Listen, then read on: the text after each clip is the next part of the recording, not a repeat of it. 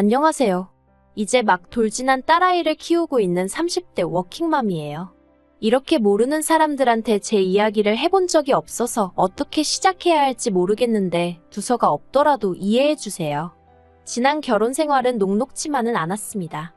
특히나 시댁 식구들의 무신경한 말투와 째째한 남편 때문에 많이 힘들었어요.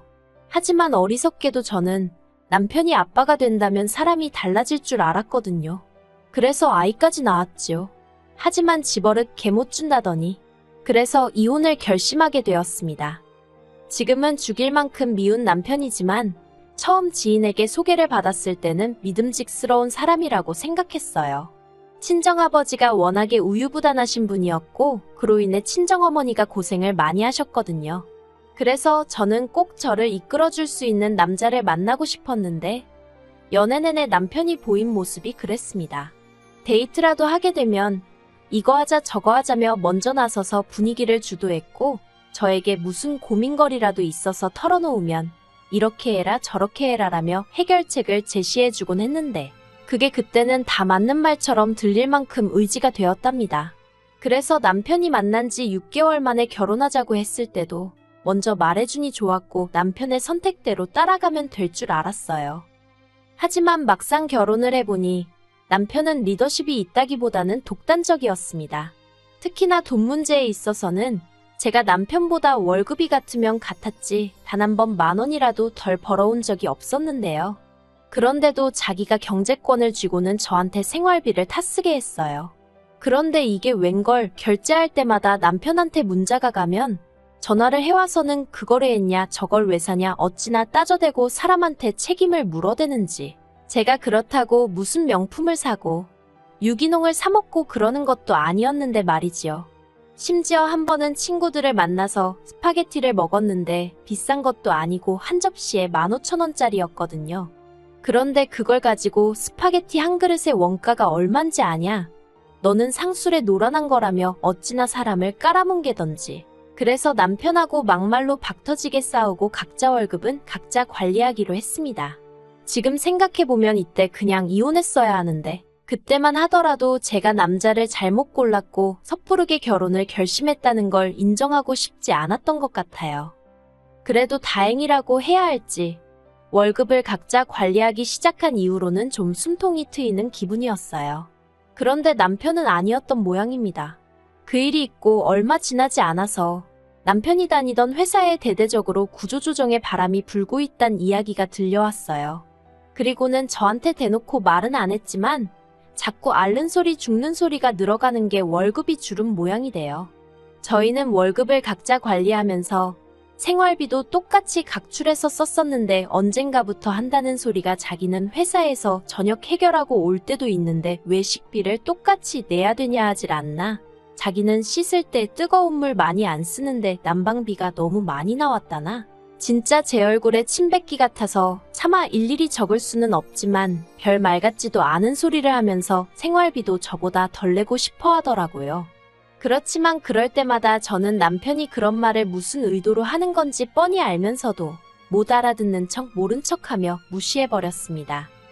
만약 그렇게까지 왜 참고 살았냐고 물으신다면 솔직히 친정부모님이 항상 입버릇처럼 하시던 말씀이 이혼하면 여자만 손해다 였거든요. 이혼녀 딱지 달고 세상 살기가 쉬운 일이 아니라고요. 그리고 저도 당시에는 그런 친정부모님의 말씀에 어느 정도 동의하는 바였어요. 지금도 연예인 부부가 이혼하면 여자 연예인은 이혼녀로 낙인 찍고 다시 연애라도 하면 무슨 큰일 난 것처럼 이야기를 하지만 남자 연예인이 누굴 만난다고 하면 능력 있네 어쩌네 그렇게 띄워주잖아요. 예쁘고 돈 잘 버는 연예인한테도 그렇게 잣대가 엄격한데 하물며 일반인인 제가 이혼녀 딱지를 달고 세상 살기가 쉬울지 상상이 가질 않았지요. 그래서 이혼을 생각하는 대신 남편을 개조해야겠다고 생각했습니다. 제가 잘 가르쳐서 데리고 살 만한 인간으로 탈바꿈시켜야겠다고요. 그리고 그때 친한 친구가 자기 남편도 매번 회식이다 뭐다 귀가가 늦었는데 애가 생긴 이후로는 사람이 달라졌다고 하대요. 그래서 저도 아이를 가졌어요. 산후조리원에서 돌아온 이후로 육아휴직을 쓰다가 복귀를 하게 되면서 친정어머니의 손을 빌리게 되었습니다. 원래는 시터를 쓰려고 했는데 여러 가지 불미스러운 뉴스들을 접하고 나니까 솔직히 아무리 전문가라고 하는 사람들이라고 해도 믿고 맡기기가 쉽지 않더라고요. 그래서 친정어머니께 부탁을 드렸네요. 그런데 아무리 외할머니라고 해도 솔직히 하루 종일 아기랑 시간을 보내는 게 쉬운 일은 아니잖아요. 친정어머니도 당신 나름대로 시간을 보내시던 일정도 있으셨을 테고요. 그래서 처음부터 한 달에 200 정도는 챙겨드릴 생각이었어요. 왜냐하면 제가 알아본 시터들 중 경력이 거의 전무한 사람들도 200은 불렀거든요. 그런데 이 얘기를 남편한테 하니까 기껏 한다는 말이 제가 직장을 관두고 애를 보면 되는데 기어이 회사를 다니려니까 이렇게 된 거 아니냐며 시터를 고용하건 친정어머니께 부탁을 드리건 그건 제가 엄마로서 직무를 유기해서 그런 거니 그로 인해 발생하는 지출은 저더러 알아서 해결하라대요. 어이가 없어서 애는 나 혼자 만들었냐고 물었습니다. 당신도 애 아빠니까 당연히 절반은 내야 되는 거 아니냐고요. 하지만 남편은 육아는 남자의 영역이 아니라는 헛소리나 해대면서 죽어도 못 낸답니다. 황당하고 어이없고 치사하고 그래서 그래 해보자라는 생각에 남편에게 알겠다고 했네요. 그리고는 월급을 각자 관리하는 수준에서 벗어나 완전히 친정은 친정대로 시댁은 시댁대로 그렇게 챙기며 살게 되었지요. 한편 신우는 처음으로 자취를 시작했습니다. 시집갈 때까지 부모님 옆에 딱 붙어 살 거라더니 어쩐 일로 혼자 살기로 했다대요. 그래서 그러냐 하고 말려다가 그래도 또 신우랑 사이가 특별히 나쁜 것도 아니었고 집들이 한다고 오라고 하니까 빈손으로 가기도 뭐해서 요새 자취생들 사이에 유행한다는 커피 머신을 선물해줬어요. 그랬더니 관계 있어서 그런가 며칠 뒤 남편이 저한테 10만 원짜리 상품권을 하나 주면서 장모님 갖다 드려 그러는 거예요. 백화점 상품권인가 하고 봤더니 그건 아니고 어디 전통시장 상품권이더라고요. 이걸 어디서 쓰나 싶긴 했지만 그래도 남편이 정말 모처럼 저희 친정어머니한테 선물하는 거였거든요. 그래서 난처한 기색은 내비치지 않고 알겠다고 고맙다고 했습니다. 그런데 친정어머니도 상품권을 받으시곤 저랑 비슷한 반응을 보이셨어요. 마음은 고마운데 어디서 쓸 수 있을지나 모르겠다면서요. 그리고는 한 일주일 정도 지났을까요? 친정어머니가 갈비찜을 해주셨습니다. 저희 남편더러 사위가 준 상품권으로 이렇게 좋은 고기도 먹어본다 하시면서요. 그런데 이건 솔직히 그냥 하신 말씀이시고 저희 친정부모님 당신들이 원할 때마다 소고기 사드실 수 있는 정도의 경제적 여유 있으신 분들입니다. 아무튼 그런데 이게 웬걸 그 상품권을 가지고 유세를 떨 줄은 상상도 못했어요. 상품권 이야기가 다시 나오게 된 발단은 제가 다니는 회사에서는 매년 성과에 따라 한 사람당 100만 원에서 200만 원까지 복지 포인트를 주거든요. 그리고 저는 올해 130 정도를 받게 되었고요. 여담이지만 남편도 아는 복지 포인트이고 얼마를 받건 간에 매년 요긴하게 잘 써오고 있었어요. 그리고 올해는 친정에 안마의자를 놔드려야겠다고 생각하고 있었습니다. 비록 3개월 만에 재택근무 전환이 되면서 친정어머니 도움을 받지 않아도 되게 되었지만 그래도 3달 동안 친정어머니가 고생을 많이 하셨으니까요. 그런데 남편이 올해는 그 복지 포인트로 뭐 할까라고 운을 띄우더라고요. 그래서 친정부모님 댁에 안마의자 놔드릴 거야 그랬습니다. 그랬더니 그걸 왜 제 마음대로 정하냐대요. 원래는 매년 상의해서 쓰긴 했었거든요. 하지만 지난번에 남편과 한바탕 한 이후로는 솔직히 금전적인 것과 관해서는 남편과 아무것도 상의하고 싶지 않았어요. 남편 논리대로면 제가 일을 잘해서 회사에서 고맙다고 저한테 주는 거잖아요. 그러니 순전히 제 몫인 건데 왜 남편이랑 상의해야 하나 싶었던 거지요. 그래서 남편한테 제 생각 그대로 이야기했어요. 내 포인트 내가 쓰고 싶은데 쓰겠다는데 뭐가 문제냐고요. 그랬더니 남편이 그러면 시댁은 시부모님은 생각 안 해? 그러는 거예요. 어이가 없어서 당신은 처가 생각 얼마나 하고 사냐고 따졌습니다.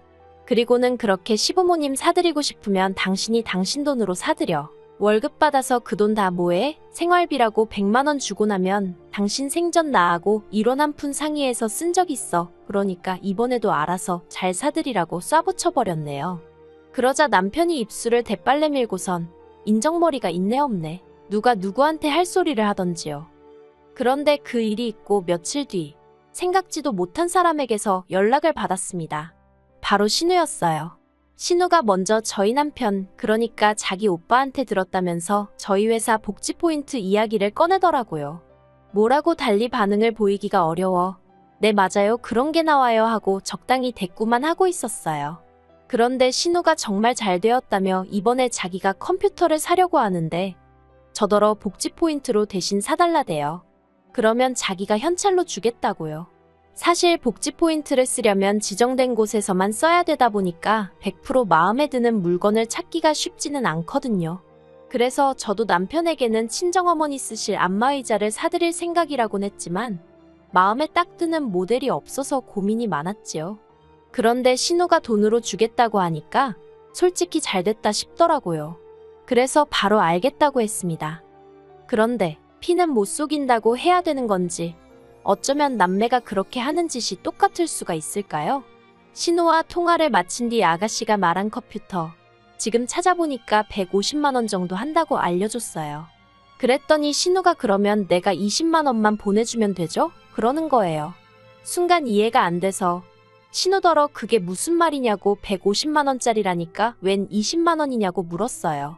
그랬더니 또다시 신우는 복지 포인트 쓴다고 했잖아요 그러는데 그리고는 서로 간에 몇 번 더 말이 오가고 나서야 상황 파악을 할 수 있었습니다.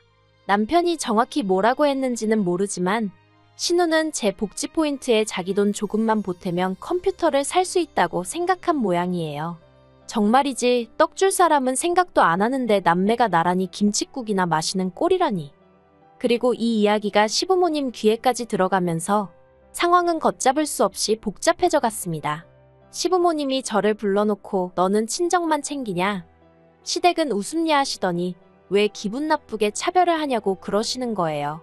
그러더니 당신들이 이번에 한 번만 저를 용서해 줄 테니까 대신 복지 포인트로는 신우 독립한 기념으로 선물하는 셈 치고 컴퓨터를 사주랍니다.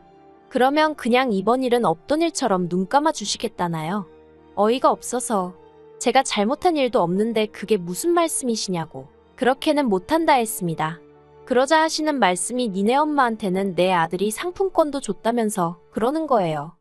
어이가 없어서 남편을 쳐다봤어요. 그랬더니 남편이 사실인데 뭘 그러냐입니다. 그래서 제가 어디 쓸 때도 마땅치 않은 상품권을 줘놓고는 그리고 그나마도 친정어머니는 고마운 마음에 당신 생돈 들여 고기 사셨고 그거 다 당신이 처먹지 않았느냐고 소리를 질렀어요. 그리고는 어머님더러 어머님도 앞뒤 사정도 모르시면서 아들 말만 듣고 그렇게 나서시는 거 아니라고 한 소리 했네요. 근데도 속에서 화가 안 풀려서 결국 남편더러 돈돈돈 할 거면 그냥 혼자 살라고 했어요. 같이 사는 룸메이트도 당신처럼 야박하겐 안 할 거라면서요.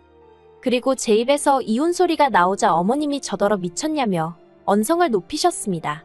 그런 모습을 보고 있으니 정말 하루빨리 이혼하고 싶다는 생각밖에 안 들더라고요. 그래서 어머님과 남편을 뒤로하고 먼저 시댁에서 빠져나왔습니다. 그리고는 친정어머니가 아이를 맡아주고 계셨거든요. 친정어머니한테 달려가 시댁에서 있었던 일을 털어놓고는 이혼하고 싶다고 하소연을 했어요. 평소라면 그래도 이혼은 안 된다 참고 살아라 하셨을 어머니셨지만 그날은 제가 어찌나 서럽게 울었는지 그래 정 힘들면 헤어져야지 그러시대요. 그래서 지금 변호사 사서 이혼소송 진행하고 있습니다. 협의이혼이 아니라 이혼소송까지 가게 된 건 남편이 양육비 가지고 어쩌고저쩌고 하며 그걸 깎으려 들었기 때문이에요. 솔직히 위자료는 생각도 없었고 애 양육비만 약속해 주었으면 했어요. 많지도 않았고 한 달에 80만 원 정도를 생각하고 있었지요. 그런데 양육비를 흥정하려 드는 남편의 모습에 너무 열받아서 아예 위자료도 받아야겠다고 제가 마음을 바꿔먹었어요. 그래서 소송으로 진행하게 되었습니다. 시간이 좀 걸리기야 하겠지만 변호사 말이 저는 걱정할 거 없다고 하더라고요. 남편은 결혼만 하면 제가 월급도 죄다 갖다 바치고 연애 때처럼 남편 말에 꼼짝도 못하고 따르고 그럴 줄 알았나 봐요. 어리석었던 거지요. 요새 그렇게 사는 여자가 몇이나 된다고. 그리고 저도 제 몸 하나 건사하고 살 능력은 되는데 못하러 그러겠어요. 하지만 지나간 일 곱씹어봤자 의미 없고 적어도 앞으로는 남편과 얽힐 일은 없을 테니 그걸로 만족하며 살아보겠습니다.